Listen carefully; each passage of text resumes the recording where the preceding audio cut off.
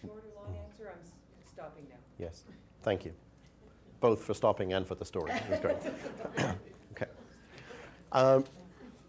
So in any event, so e-content is huge.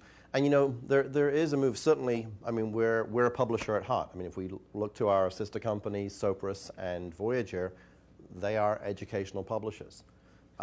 In fact, something that I have been involved with since at least 3 years ago was actually taking the language curriculum, language exclamation point, which is a literacy curriculum from Sopris West, and actually we converted that all into Kurzweil.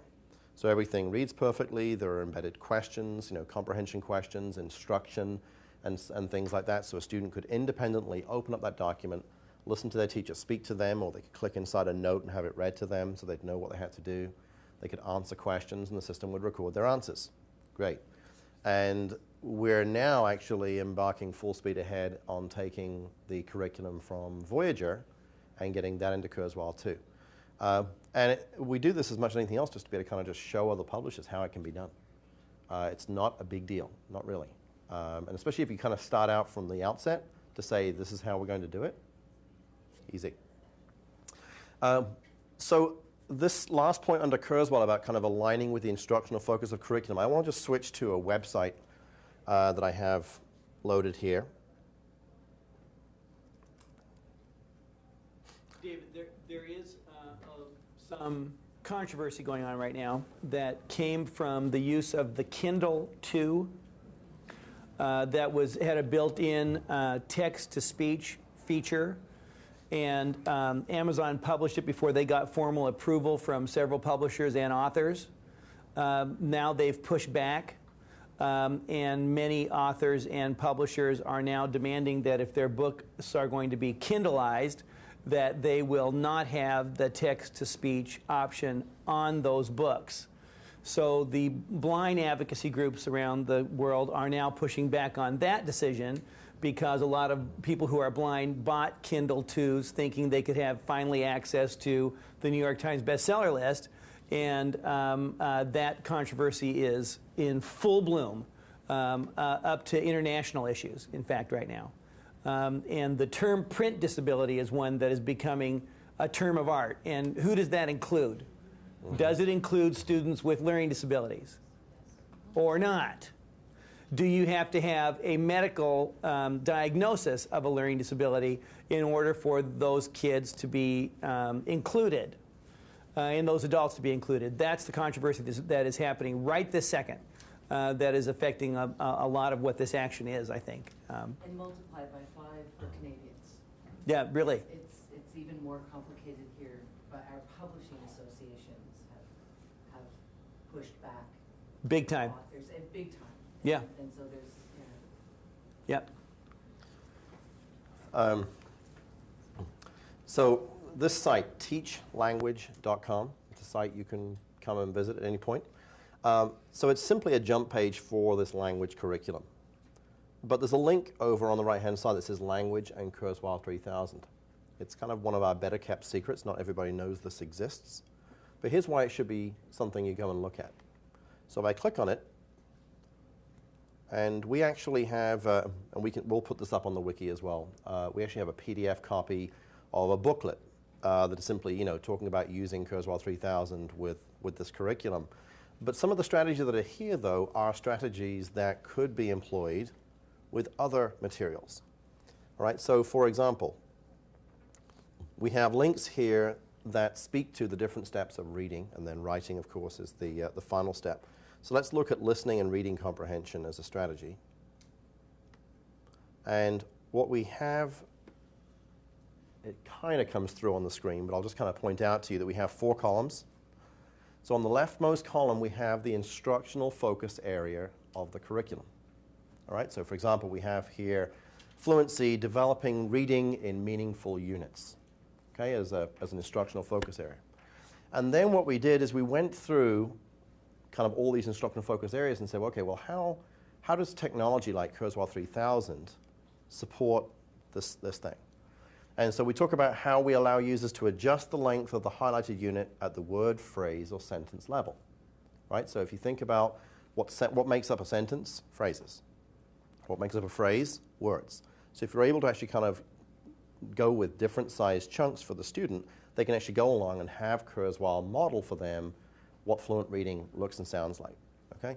And then, since we have both a Windows and a Macintosh version of Kurzweil 3000, there's actually a column for the Windows version and a column for the Macintosh version that shows you exactly which button or feature you would otherwise be looking toward to use. And if the descriptions that are here are insufficient for you to understand exactly what we mean when we talk about helping with fluency, you'll notice that beneath each of the buttons is a link that says View Video. So you'll see a video. They average anywhere between 2 and 4 minutes in length, and each video simply models for you the use of Kurzweil 3000 with respect to any of these particular areas of instructional focus. Okay? It's a free resource, so it's a great site to kind of come back and look at. And whether it's English language arts, whether it's social studies, these are strategies that can actually kind of help the student in lots of different areas. Okay?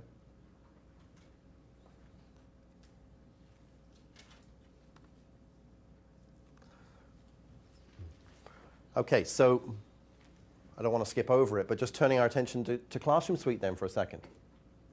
So within this tier, so you think about students that are struggling with a specific task. So we think about phonemic awareness, and maybe they're struggling with the sh and the ch sound.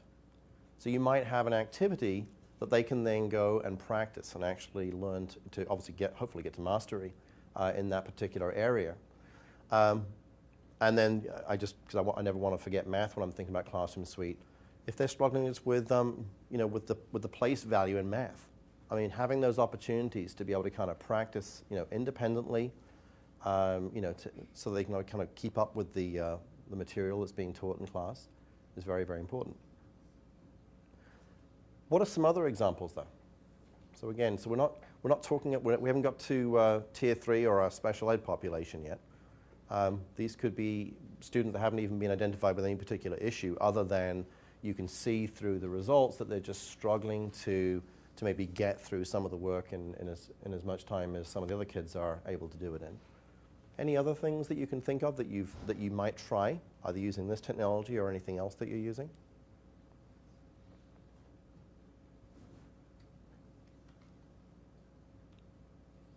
I'm hoping you didn't use all your ideas at Tier 1. No? You can build some strategy into a writing template, for example, Mm-hmm. to help a kid who needs just that extra support or boost in their writing. So you could build an electronic template in any number of tools that has some strategies built in for kids. So some writing strategy. There'd be some guides or some vocabulary or whatever. Yeah, for sure. Yeah, I mean, what's an example of a vocabulary exercise that your students might be doing? Just the simplicity of using the highlighting tools, Smartboard, Mm-hmm. and modeling that with your students. I use Kurzweil because other highlighting tools you can use. Yeah. Just highlighting key vocabulary, creating a word wall, doing some, and using the talking dictionary, Yeah.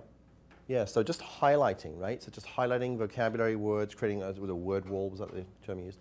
do the extraction. Mm-hmm. Yeah, so extract words then, and then obviously you can then use that electronic dictionary. How many of you have actually tried that? You're familiar where you can get a dictionary definition in Kurzweil and just drag and drop a definition into an outline? It's a really cool. Excuse me? Where's the Canadian dictionary? I have no idea. It's probably in Saskatchewan when Steve went. I don't know. No, we have we have the Oxford English Dictionary that's in the program. Sorry, Jackie. What? It's an extra, It's an extra. Okay. but Ha- it's definitely available. Okay.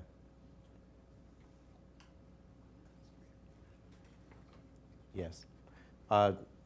The comment that was whispered to me at the front here is that actually the Macintosh version does include it. So, and that may be where I'm coming from. People should have Macs. Yes. So what else? Yes.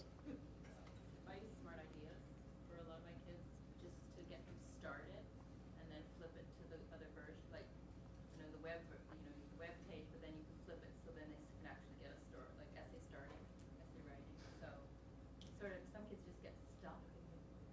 So they just kind of Now, I'm not familiar with the particular application you're describing. Is this kind of like a mind mapping program? Like Inspiration, Will okay. allow you to do like the web, but then it Right. can flip to like a word processing document as well. Yes. It sort of gives it two different versions. Yep. Visual as well as. Yeah, and in fact, so I don't know whether everyone knows. So Kurzweil 3000, you may have seen it, but it has a similar function where you can start out in that brainstorming mode, and it's just a different way of starting. So you can obviously kind of visually get those ideas down, your main idea and your supporting detail, and then at the click of a button, you're instantly then flipping to an outline view or a draft mode, depending on what it is you're going to be doing. Any other thoughts? Okay.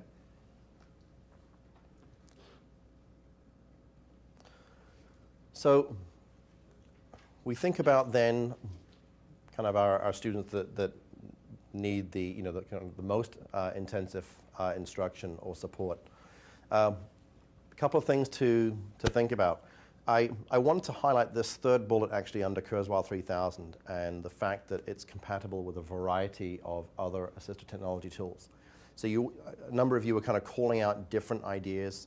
So you're talking about PRC devices and Dynavox devices, the switches, the speech recognition, and so on. One of the things that I think is very important to note is the fact that we've partnered with and worked for quite a while now with all of those companies. So if you want to use Dragon Naturally Speaking, there are actually commands that have been created so you can actually command and control Kurzweil using your voice. In the case of OrgCom devices like the Dynavox DB5, for example, or is it the Vantage from PRC? Is it Vantage? Can I get a yes? It is? Yes. Okay. Just want to be sure. So we've actually kind of worked with them then to make sure that there are actual environment scripts so that a user who's maybe got Kurzweil installed on that device is going to be able to kind of use that same device to actually command and control the system.